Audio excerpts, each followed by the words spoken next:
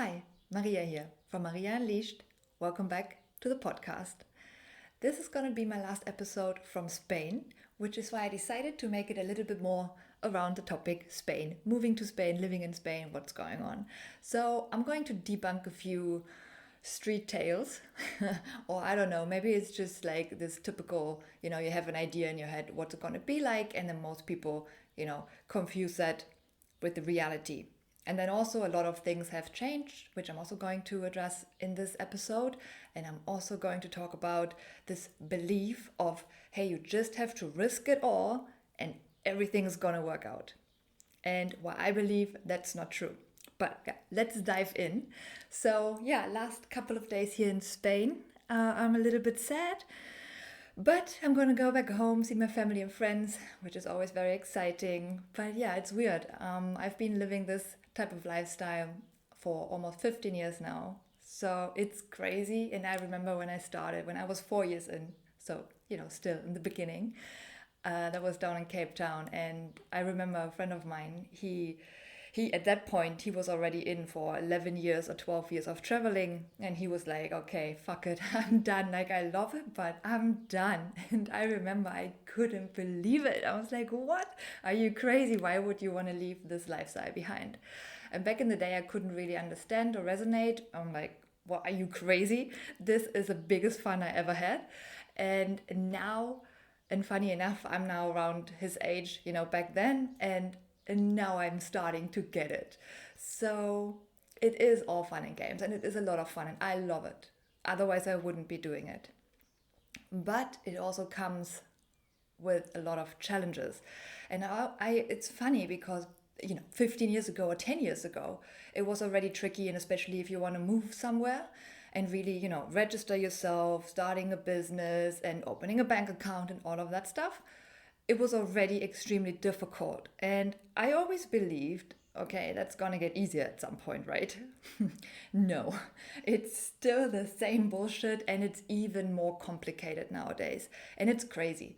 And like 10 years ago, I, tend to go far away. So now I'm within Europe, and I actually came back to Europe because I wanted to not have the issues with the visa and stuff and work permits and, that kind of drama. And funny enough, now I'm not sure if it has always been like this or now after COVID, because again, I was not really traveling or living in Europe back then. So now I'm here after COVID. I lived a little bit in Spain before COVID and after, and that already changed a lot. But yeah, I can say I wish it was a little bit more easy. And I actually expected it to be easier because it is within the EU. I hold a European passport, so I'm from Germany. So, what? It's like, imagine, I don't know where you are from, but if you guys, I don't know, live maybe in the US, imagine you live, I don't know, East Coast somewhere, New York, and you want to live in Texas, and you would have to apply to work permits, and you're not allowed to open a bank account, and you are now double taxed because you are from New York, but now you live in Texas, and now you have to pay taxes in both states, and this kind of stuff. And I'm like, I don't know, are we Europe or are we not? It's extremely interesting to see that it's still so difficult. And yeah, I don't know, it's interesting. I asked a few people already a few years ago because I don't see the issue. So I'm like, okay, what's going on? Like, what can I do? I'm always very oriented towards finding a solution. So I need to know the problem. I need to know if there's a problem so I can solve it. Right. And what happened was, and again, that's just my experience, and that's what people told me, and that's now from after COVID living in Spain. And what happened was with Germany and Spain, I'm not sure what it's like with other countries, but now I can just, speak for myself. So that's going to, German passport living in Spain. So what happened was I was not allowed to open a bank account here, and I was not allowed for that reason, because I asked, like, what's the problem? Like, don't you guys want me to be registered here, to pay tax here? Like, what's the issue? I don't understand. And it turns out, like, off record, I talked to someone from this official bureau, and she told me that I actually talked to two different women there, and then another one from an insurance company, and all of them reported the same issue. And they said that Germany doesn't want people to go to Spain, because in Spain it is way cheaper to live, and the insurance, the health insurance in Germany are mandatory to pay, which is a lot of money. And I don't know why, but people believe, especially my American friends, when I came and they were like, "You're amazing and you're from Germany and you have the best health insurance," and I'm like, "What? Who told you that?" Crazy. I don't know where people get that idea.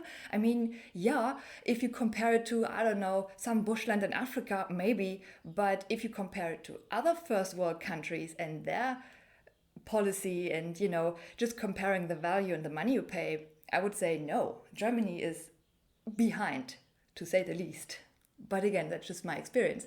So yeah, that was interesting. And apparently many people had the same idea, to just leave Germany and just go to other places that are more affordable, and especially the health insurance. So yeah, it's expensive. And again, I'm young, I'm healthy, and well, I'm doing everything to stay that way. And in London or in Spain, it is way cheaper. So if you live there, if you live in Spain, you get this like free. Again, it's free. It's paid with the tax money, so it's not really free, but it is somewhat free, right? It is, everyone has. So if you work there, you are automatically insured by the state, I guess. I don't know, the government. I don't know. Same happened when I lived in London, and I only paid like, I would say every quarter like 80 bucks or so for this insurance, like a little extra. Or I don't know how other people did it, but again, I didn't make a ton of money, and I spent half the year in South Africa anyway, so it was a very tiny, like 20 bucks a month type of situation. So amazing if you want to start out and you don't have money, to burn, like, right? And in Germany I paid almost 600 euro, and I have a friend, she pays 700, and my former boss in Germany pays 900 every month. Every month, whether you have a job or not. And well, obviously it helped me a lot to bring the price down to 20 bucks a month. And well, what can I say? A bottom line was, at least that's what the office worker told me. They said, well, we are not allowed to take in more or to open bank accounts for German citizens, or we try not to, because we, or the German government, doesn't want us to have a bank account, because with a local bank account here in Spain, I can then, apply for all my different things. And for instance, is health insurance. So, and to get this health insurance, I need to be registered, and I need to be owner of a bank account, of a local bank account. So I cannot just give them my German bank number and say, hey, just, charge this credit card. No, I need to have a Spanish bank account. So now, obviously, without a bank account, you can't, you don't really get far.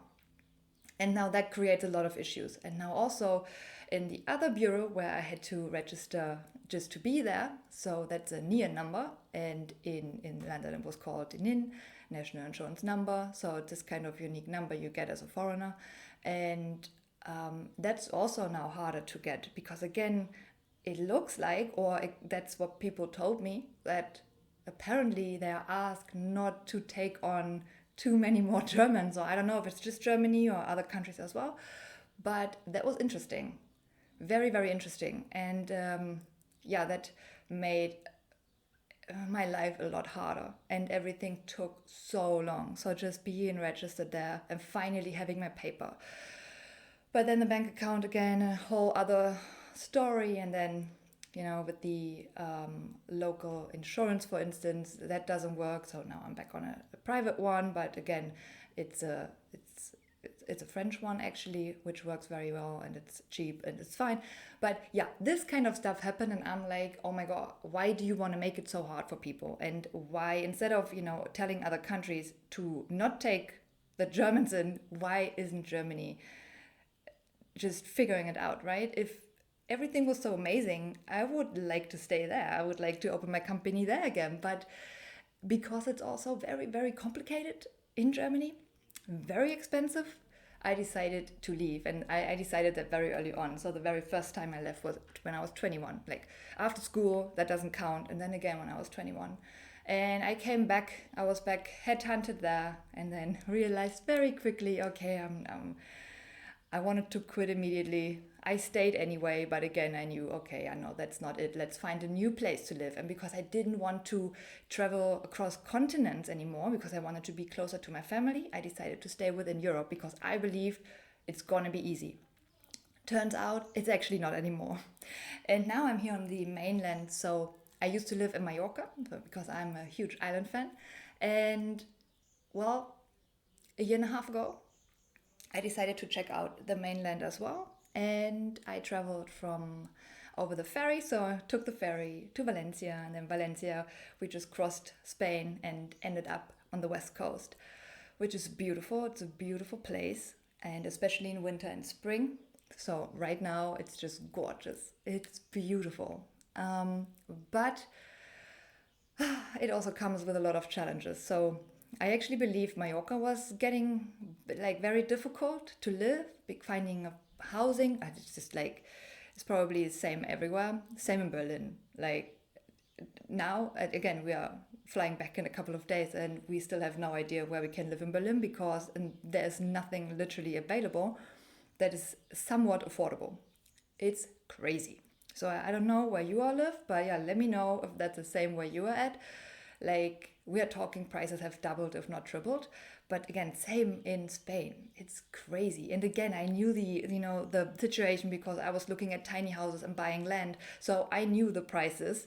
And when I compare them to now, it's just ridiculous. The same plot of land is now 3 times as much. And it's like, is everyone fucking crazy? So yeah, that is that. And that's also the reason why I realized, okay, I came here. I definitely wanted to come to the mainland to, find opportunity to build my home.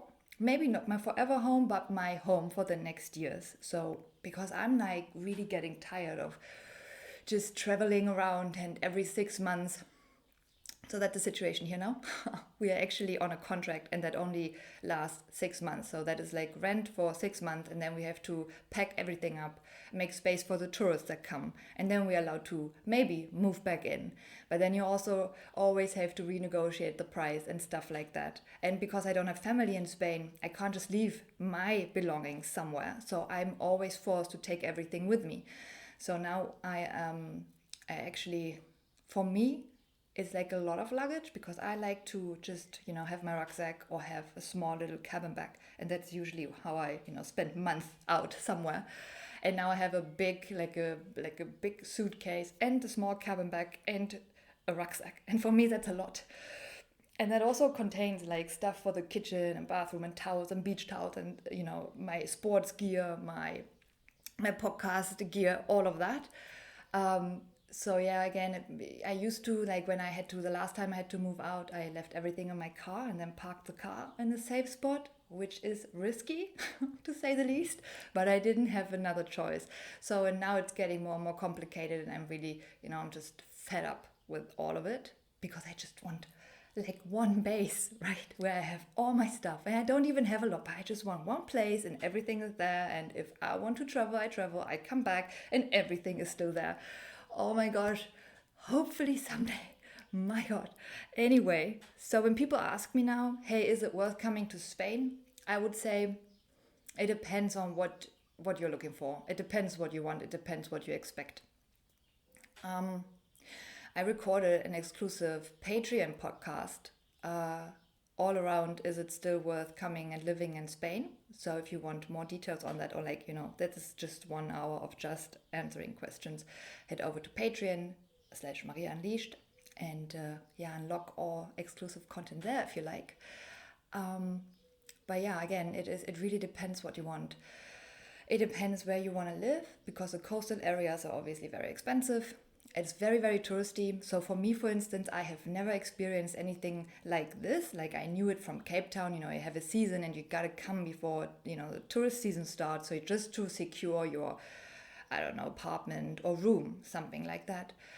That's fine. It is what it is. But here it's literally Usually they ask you to leave in May, latest in June, but usually it's May, it's the last month, and then it's June, July, and August. Some people still do September, and then you're allowed to come back in October, and then until again April or May. Some other places they say strictly 6 months and not longer. And again, yeah, it's just really annoying because I cannot just leave my stuff here. And it's not like I rent it out to, a private person that I know. It's literally tourists coming, so I can't just leave my stuff or put it in a room somewhere. And that's really annoying. And so for me, it's a definite no. Also, I was hoping to also pick up local jobs here because now I'm working remote, and I really wanted to also get a local job and it just, yeah, I don't know, have this experience. And I never thought it's going to be so hard to find a job. And I never had so much trouble finding a job. And literally here, it's like, what do you mean? I'm right here. Like, what is it? It's crazy. But I guess people here, first of all, they pay you like €5 an hour. They can't give you a work contract. Now, for me, it's getting a bit difficult because, again, I'm still in this gray zone where I don't, like I'm European, like I don't believe I can be here illegally, but still it would be nice to have at least a piece of paper, a contract that would also help, with opening the bank account and getting all the other papers that I needed. But again, no one, literally everyone said, listen, it's way too expensive for us to employ you. And it's also usually that the people say, no, just pay me cash because so yeah, it's totally crazy. And I spoke to many locals about it and a lot of young, or not a lot actually, because there are not a lot of young people, but I ask around what people in their 20s think about it. And they have like the same issue because I thought maybe it's because I'm a foreigner. That was actually my first idea. Like, okay, maybe they believe, I don't know, yeah, she's a tourist, she can pay triple. Let's just ask her for triple. Maybe she's stupid enough to take it. But it turns out that they do it with everyone. So it was not an insult to me personally, and it was nothing like you are a foreigner, not at all. So I was glad to hear that at least. But yeah, it is difficult for the locals here as well. They mostly live from tourism and literally like everything. They work non-stop during the summer month, and we spent one summer here in this area. It was horrific. I hated it. It was terrible. It's literally everything for the tourists, and the locals have no rights at all. And if you work there and have to live with all the noise, I mean, it's crazy. They are partying nonstop. They are drunk all the time. It reminded me a lot of Arenal in Mallorca, which is infamous for this, for their drunken people on the beach or this party area. And I'm pretty sure now I would say it's worse over here because at least now there are some guidelines in place on Mallorca or in Mallorca in this area. But over here, it's literally everyone can come and do fuck all and no one says anything because of the tourists and they bring the money and they pollute this amazing coast strip. It's disgusting. Literally, like I didn't want to leave the house in the morning. I usually had my walk because we were just so close to the beachfront. It was amazing, like a natural beach, as in there's nothing. So for miles and miles you can just go and there's nothing. It's so beautiful. And obviously that changes in the summertime. And I don't mind, like, folks, I want you to have fun on the beach. It's the best experience ever. But is it really too much to ask to take your shit with you when you leave? It was horrific, hideous.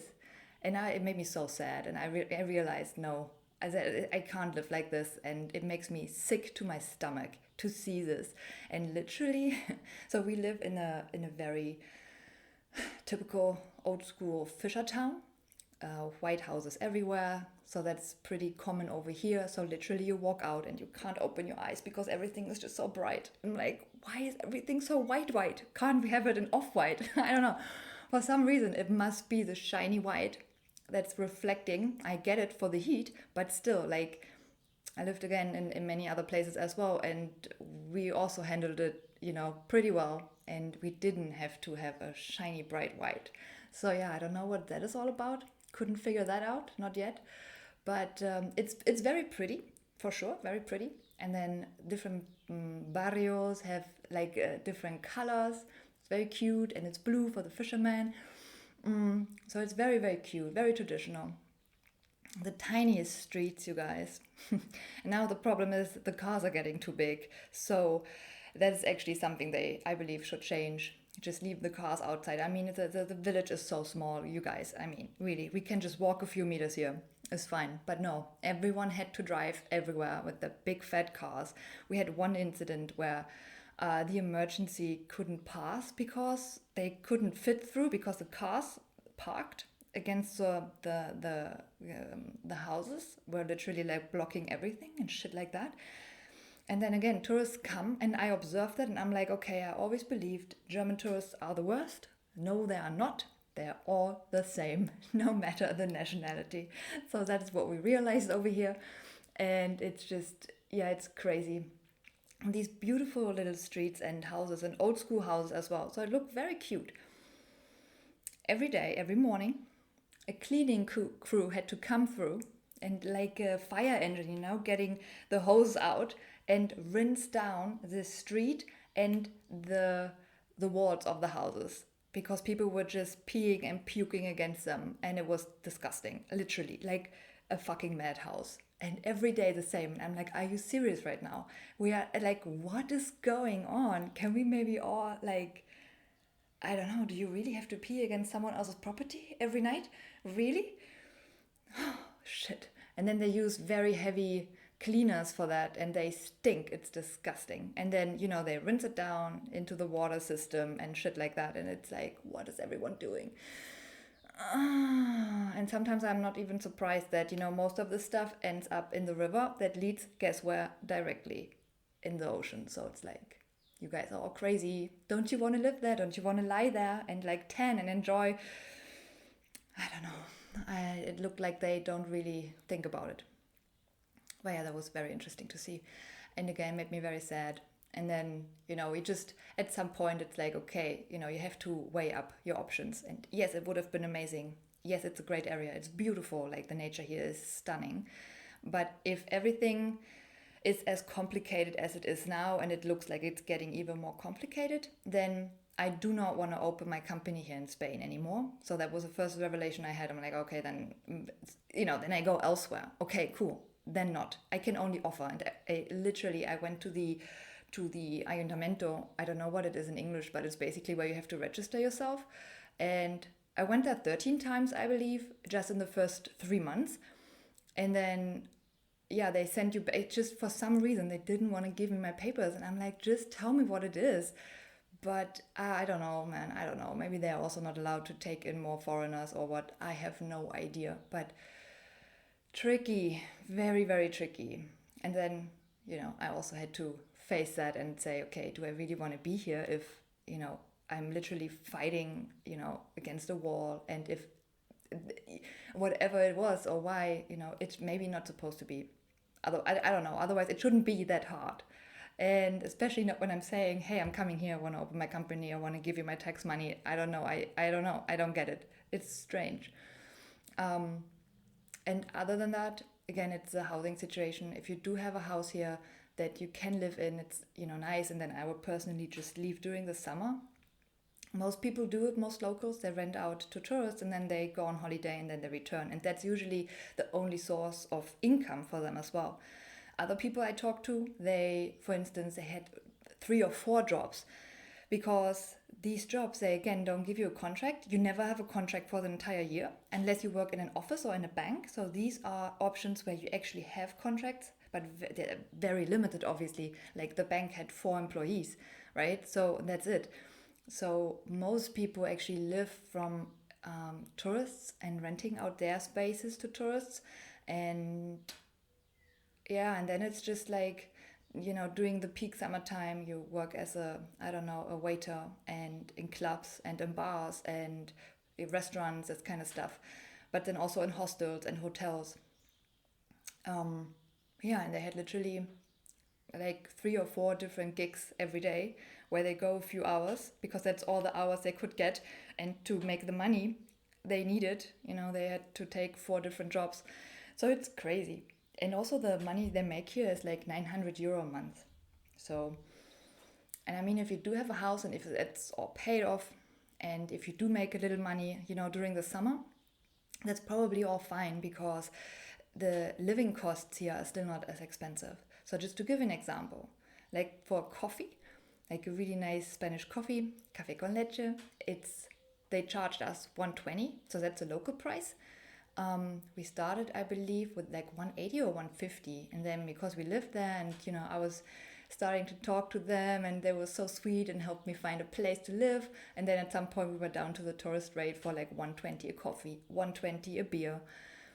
So yeah, and did the tapas as well, where it's still very affordable, but that all changes during summer. So during summer, it's getting pretty expensive. But yeah, during the off season, it's beautiful. But now also the rent here is insane. So not just are you getting a 6 month lease only, you also pay, I would say, 5 times as much than usual. Like, because I know that from my local friends, they know the type of house they live in. It's usually they rent out the entire house for like 300 euro over, the entire year. And not even, like, sometimes if you go a little bit, away, like a few kilometers away from the coast, it's like 230 or 250 or what. So it's very cheap. And now they converted, at least the house we stayed in, they converted into a four 2-bedroom apartments, basically. And they now wanted 800 per apartment, which is insane. And then they only wanted one apartment rented out the entire year for 800.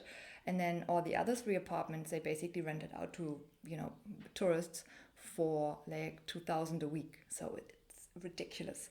But there are people coming, so it's crazy. But yeah, very interesting to see. And again, that's also why I couldn't start work there eventually. I mean, I did not pay 800 for that place, but we negotiated down. But still, it's just the fact that that's what they're doing now. And the tricky part is I don't really mind, to pay, I don't know, I pay you 1,000 euro, but then I need to make money accordingly. And that is what's not fitting together. So, earning 900 a month and then paying 800, it gets ridiculous. And then when I ask around, ask for jobs, and they would always tell me like, yeah, maybe it's €5 an hour. And I'm like, yeah, sorry, no, that's not. And they were, getting upset, excuse me, what and what. I'm like, listen, that is what I have to pay on rent. And either you have an affordable rent for me, and then I'm happy to work here for 900 a month, or not, right? So, yeah, but they were actually in shock, like, yeah. And I'm like, yeah, like, what did you think, right? Crazy. And the 20-year-olds over here, they are usually also just wanting to get out. So as soon as they can, they usually leave this place here, which is a shame because they also say, like, it's beautiful, I want to stay, but they can't find housing. So many of them, they squat illegally, and it's getting really absurd. And then the other people, they just want to go to bigger cities, make some money, and then others want to go and travel the world, or go to Thailand, to Colombia, this kind of stuff. So we literally had, I would say, 80% of the population in this area are above 80. That was an interesting one for me because I really like to socialize. And on one hand, it's nice to have a break from everything and be out in the countryside. Really nice. It's great. But at some point, I would like, a little connection, and I would actually like to just go out, I don't know, and have a drink or some food or, just normal stuff, I would say. And in winter, everything is closed. Like, you cannot go anywhere because literally everything is closed. And that's also something I realized, like, okay, I wouldn't want to do that for the rest of my life.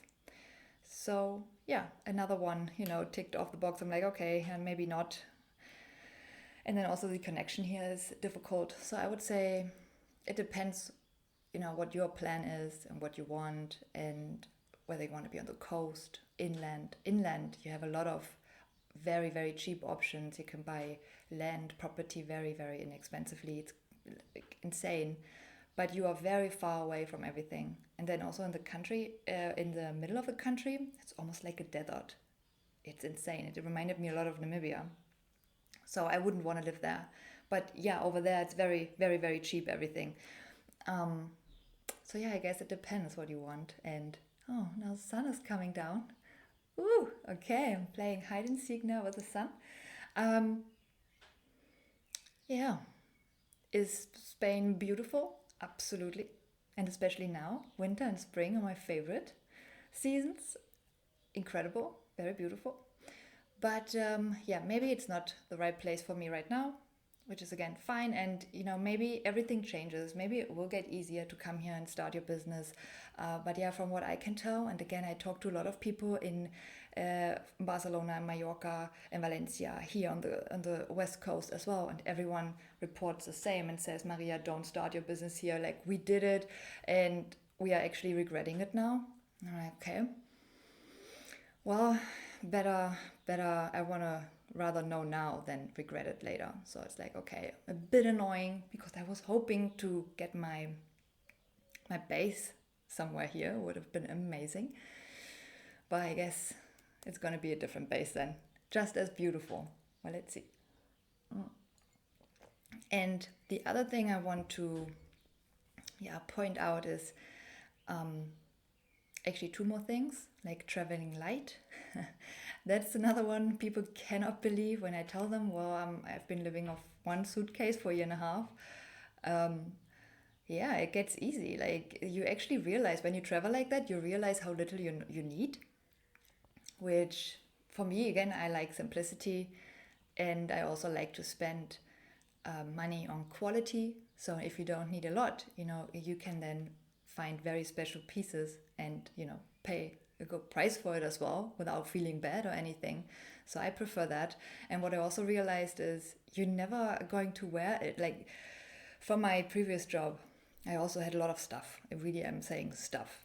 And yes, it was beautiful stuff. But in the end, it's a bunch of clothes I wear maybe a few times a year. And then what, right? And now I have actually everything I wear on a regular basis, and it's totally fine. And I'd rather have one suitcase with different options. I can just mix and match. Done. Easy. So I prefer it. For me, it's not difficult at all because I've been doing it for a very long time. But many people are actually confused. Like, they come for 2 weeks and visit, and they bring more than I brought for a year and a half. So very, very funny sometimes. And I also say, but yeah, just look at what you're actually wearing, and again, downsize it. But not everyone wants it. I get it. That's totally fine. But I'm just saying, for me, it's so easy to travel light, and also moving becomes way easier. Not to worry about too much stuff.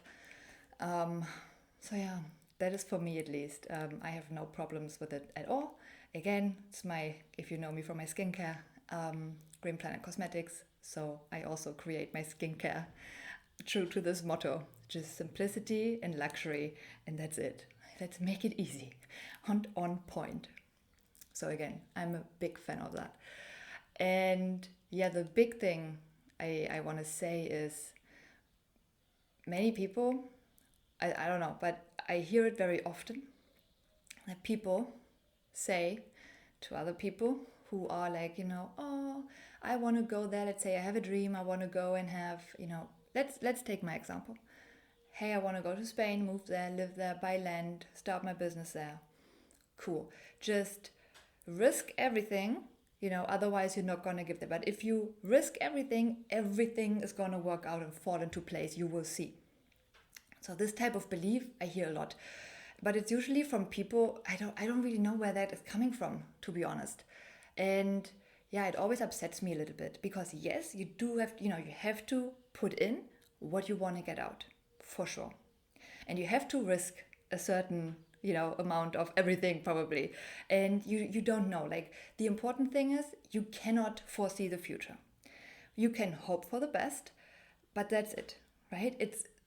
Life happens. And I was also hoping, hey, it's not like this, okay, then move on. But that's important because many people, again, that's from my experience, what I've heard recently a lot again, like, just believe and just, Yeah, well, sometimes it takes more than just the believing. And just because you risk it all and just because you sell everything you have is not a guarantee for success.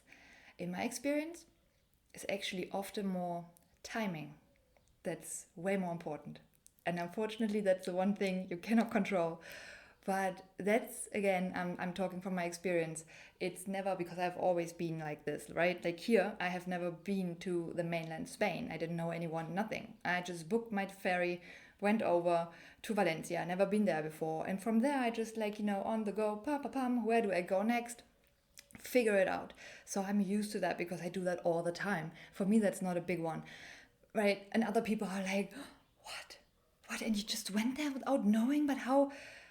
Okay, so for me, that is like, yeah, but how can I know if I have never been there, right? I have to go and check it out myself.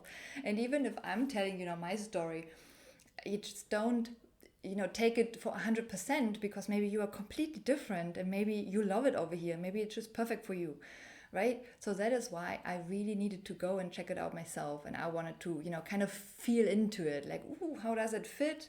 How does it feel, right? And I also came with big ideas and big goals, and well, a lot actually happened. It just what I wanted didn't happen, right? So when I look at this, when I look at, hey, um, my wish was to find my future home base here. Well, if you only look at this, then I failed because I did not find this place here. But if I look at all the other things that happened and everything that I learned, and that's also another articles I shared on Patreon, all the stuff I did learn and everything where I was literally like, oh my gosh, this is a person I needed to meet here. This is it. And it's crazy how it sometimes happens. So yeah, I didn't find my place, but I found this person that brought me like 10,000 kilometers further, and I know I'm going to meet her again many, many more times in the future.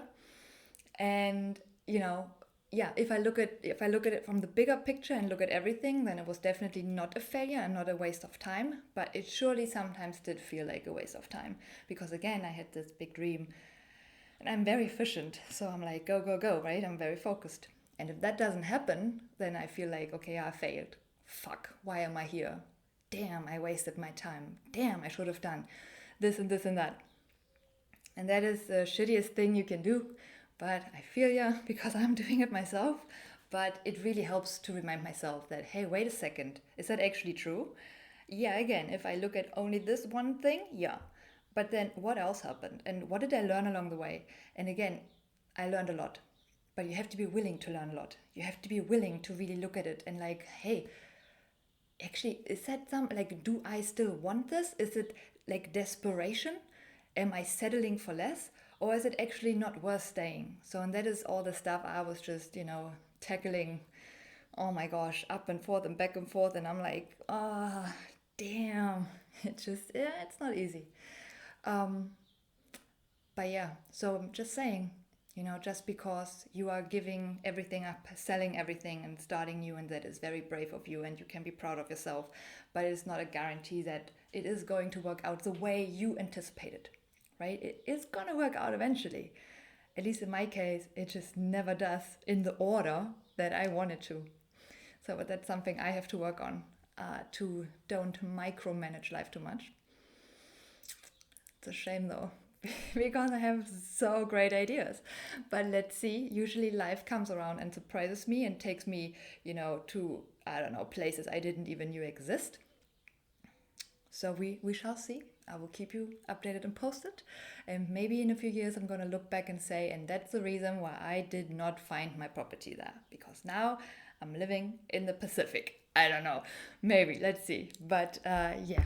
And that is actually the goal for the end of the year. Not to move somewhere permanently, but I would really like to travel Asia or like that region somewhere.